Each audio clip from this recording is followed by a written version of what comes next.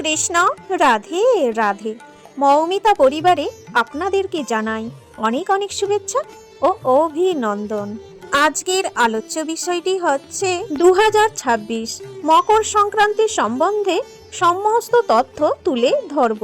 মকর সংক্রান্তির সঙ্গে সম্পর্কিত শাস্ত্রীয়, জ্যোতিষীয় ও ধর্মীয় বিষয়গুলি সহজ ভাষায় আপনাদের জানানো হবে, যাতে প্রতিটি কথা সহজেই বোঝা যায়।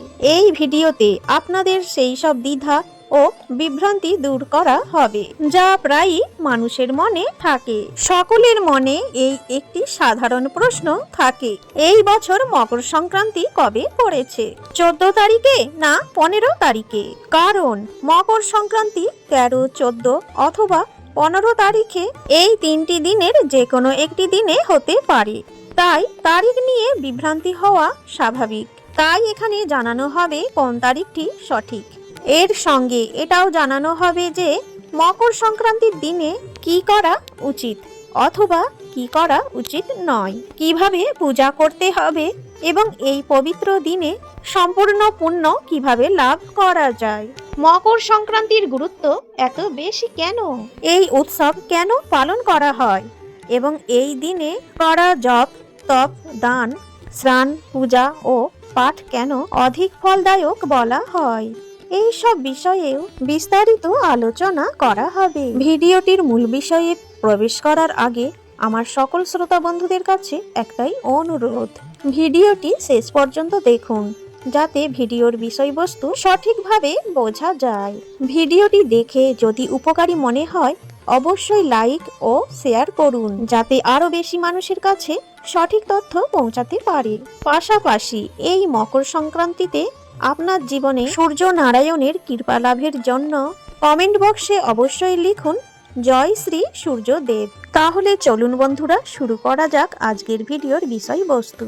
মকর সংক্রান্তির এই উৎসব শুধু ভারতেই নয়, প্রতিবেশী দেশগুলিতেও শ্রদ্ধা ও উৎসাহের সঙ্গে পালিত হয়। উত্তর ভারত, দক্ষিণ ভারত, পূর্ব ও পশ্চিম সমস্ত প্রদেশের মানুষ এই উৎসবটি গভীর বিশ্বাসের সঙ্গে পালন করেন। বিদেশে বসবাসকারী ভারতীয়রাও এই উৎসব আনন্দের সঙ্গে উদযাপন করেন। এই দিনটিকে অত্যন্ত শুভ বলে মনে করা হয়।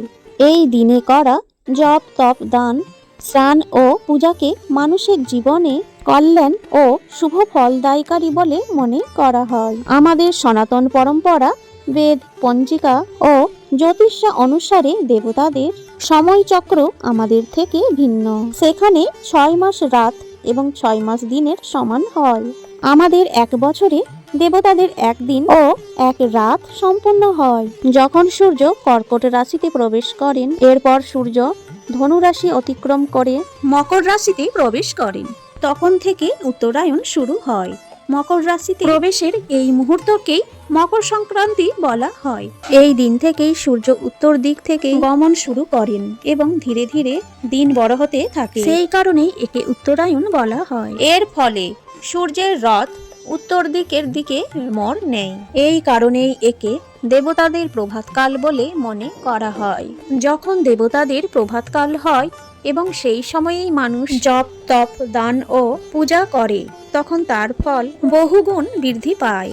প্রভাতের শুভ সময়ে দেবতাদের উদ্দেশ্যে করা কর্ম অত্যন্ত প্রিয় বলে বিবেচিত হয়। দরিদ্র ও প্রয়োজনীয়দের সাহায্য করা, ব্রাহ্মণদের দান দেওয়া, দেবতা ও পিতৃদের জন্য তর্পণ করা, ভগবানের স্মরণ করা, এ থেকে যে পুণ্য লাভ হয় তা সাধারণ দিনের তুলনায় অনেক বেশি হয়।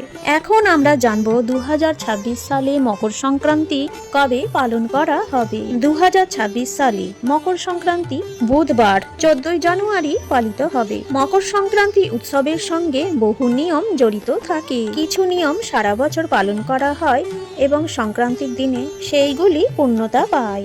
যদি মকর সংক্রান্তির দিনে খুব বেশি কিছু না করতে পারেন তবে অবশ্যই গঙ্গা স্নানের চেষ্টা অবশ্যই করুন। গঙ্গা স্নানের মহিমা অত্যন্ত মহান বলে শাস্ত্রে বর্ণিত হয়েছে। যদি গঙ্গা পর্যন্ত না যেতে পারেন তবে ঘরে এই বিধি পালন করুন। সূর্যোদয়ের আগে উঠুন, স্নানের পাত্র ভালো করে ধুয়ে নিন, তাতে সামান্য গঙ্গা জল দিন, এরপর শুদ্ধ জল ভরুন এবং হর হর গঙ্গে উচ্চারণ করতে করতে মা গঙ্গা স্মরণ করুন ও উত্তর দিকে মুখ করে স্নান করুন। যদি কালো তিল থাকে অবশ্যই সেই জলে কালো তিল মিশিয়ে নিন। এই স্নান গঙ্গা স্নানের সমান ফল প্রদান করে। যারা গঙ্গায় যেতে পারেন না তারা প্রত্যেক সংক্রান্তিতে এই বিধি অনুসরণ করতে পারেন। স্নানের পর পরিষ্কার বস্ত্র পরিধান করুন, ভগবানের পূজা পাঠ করুন এবং আপনার দৈনন্দিনের নিয়ম সম্পূর্ণ করুন। যদি সম্ভব হয় ব্রাহ্মণকে ভোজন করান। যদি ভোজন করাতে না পারেন তবে নিজের সামর্থ্য অনুযায়ী দান করুন। শাস্ত্রে বলা হয়েছে দান সর্বদাই যোগ্য ব্রাহ্মণকেই করা উচিত, যিনি বেদ অধ্যয়ন করেন, ভক্তি করেন এবং সৎকর্মে নিয়োজিত থাকেন। এই রকম ব্রাহ্মণকে দেওয়া দান মহাপুণ্য প্রদান করে। অযোগ্য ব্রাহ্মণকে দেওয়া দান ফলপ্রদ হয় না, তাই ভেবেচিন্তে দান করতে হবে। এই দিনে গরিব শিশুদের খাবার দিন, বিস্কুট দিন, বস্ত্র, কম্বল, শাল, সোয়েটার সামর্থ্য অনুযায়ী দান অবশ্যই করুন, কারণ আজ করা দান বহুগুণে ফিরে আসে। যখন আপনি দান ও সৎকর্ম করেন তখন আপনার পাপ কমে এবং পুণ্য বৃদ্ধি পায়। যখন পুণ্যের পাল্লা ভারী হয়ে যায় তখন জীবনের পরিবর্তন দেখা দিতে শুরু করে। মুখমণ্ডলে তেজ আসে, মন প্রসন্ন থাকে, মানুষ আপনার দিকে আকৃষ্ট হয়, কাজে সাফল্য আসে এবং ঈশ্বরের কৃপা অনুভব হয়। এই পুণ্য কেবল এই জন্মেই নয়, এর পরবর্তী যাত্রাতেও সঙ্গে যায়। যখন মানুষ এই পৃথিবী লোক ত্যাগ করে পরবর্তী যাত্রায় অগ্রসর হয় তখন সেই পথ দীর্ঘ হয়। শাস্ত্রে বলা হয়েছে এই যাত্রা প্রায় 1 বছরের হয়, সেই কারণেই মাসিক শ্রাদ্ধ করা হয়। এই পথে কেবল সেই বস্তুগুলি সহায়তা করে যা আপনি জীবনে দান করেছেন। ব্রাহ্মণ সেবা, গরুকে দান, প্রয়োজনীয়দের সাহায্য, প্রাণীর প্রতি দয়া এইসবই সঙ্গে যায়। যদি সারা জীবন কিছুই না করা হয় তবে ভোগান্তি ভোগ করতে হয়। তাই বলা হয় যতদিন শরীর সুস্থ আছে, হাত পা কাজ করে, যতটা সম্ভব ভালো কাজ করে নিন। আর মকর সংক্রান্তি তো সর্বাধিক পুণ্য প্রদানকারী তিথি। এখন জানুন যে কোনো বস্তু আপনি দান করতে যাচ্ছেন তার আগে সংকল্প করুন। বস্তুটি ঘরে আনুন, হাতে জল, অক্ষত চাল ও একটি মুদ্রা নিন দক্ষিণা হিসেবে। এরপর বলুন শ্রী বিষ্ণবে নমঃ।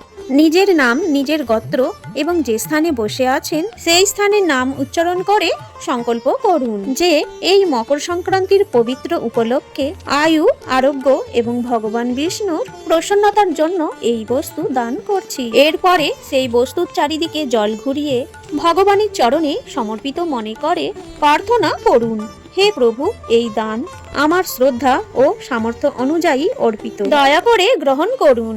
এইবারে যাকে দান দেওয়ার কথা সেই দান তাকে প্রদান করুন। এখানে সবচেয়ে বড় গুরুত্ব হলো ভক্তিভাবের। আরো অনেক কথা বাকি আছে, কিন্তু তার আগে একটা ছোট্ট কাহিনী শুনে নিই, তাহলে বোঝা যাবে এই দিনে করা দান ও সৎকর্ম আমাদের কি ফল প্রদান করে।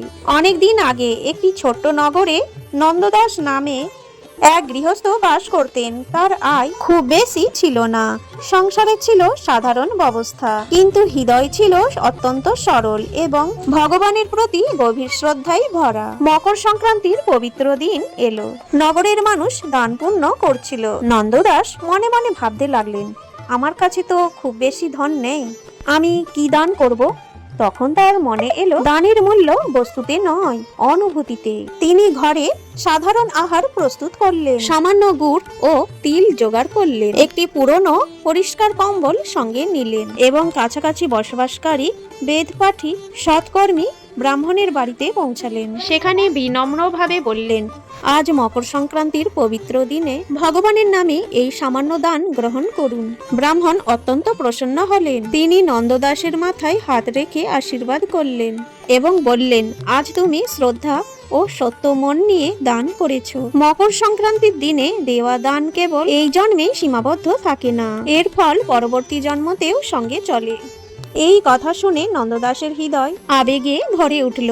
তিনি নীরবে ফিরে এলেন, কিন্তু তার মনে গভীর শান্তি ও আনন্দ ছড়িয়ে পড়ল। ধীরে ধীরে সময় বদলাতে লাগলো। যেখানে আগে সংসারে অভাব ছিল, সেখানে এখন বরকত বাড়তে শুরু করলো। ছোট ব্যবসা উন্নতি লাভ করলো। পরিবারে সুখ ও শান্তি আসলো। মনে দুশ্চিন্তা কমলো ও সন্তোষ বৃদ্ধি পেল। নন্দদাস বুঝতে পারলেন, দান করলে ধন কমে না, বরং ঈশ্বরের কৃপা হয়ে ফিরে আসে। পরবর্তীকালে যখন তার দেহ ত্যাগ করে আত্মা অগ্রসর হলো, তখন দেবদূতরা বললেন, এই ব্যক্তি মকর সংক্রান্তির দিনে ভক্তি ভরে ব্রাহ্মণকে দান করেছিল, তার পুণ্য তার সঙ্গেই যাবে। পরবর্তী জন্মে সেই আত্মায় জন্ম নিল এক সমৃদ্ধ ও সদ্গুণে পরিপূর্ণ পরিবারে। যেখানে এক সময় চাওয়ার অবস্থা ছিল, সেখানে এবার দেওয়ার সামর্থ্য নিয়ে জন্ম নিল। জীবনে ঐশ্বর্যের সঙ্গে সঙ্গে করুণা ও দয়ার ভাবও বজায় রইল। এইভাবে প্রমাণিত হলো যে মকর সংক্রান্তির দিনে যোগ্য ব্রাহ্মণ দরিদ্র প্রয়োজনীয় ব্যক্তিকে শ্রদ্ধা ভরে দেওয়া দান পাপ কমায়, পুণ্য বৃদ্ধি করে, দারিদ্র্য দূর করে। জয় শ্রী কৃষ্ণ। আজকের এই ভিডিওটি এখানেই শেষ করলাম। সকলেই ভালো থাকবেন, সুস্থ থাকবেন।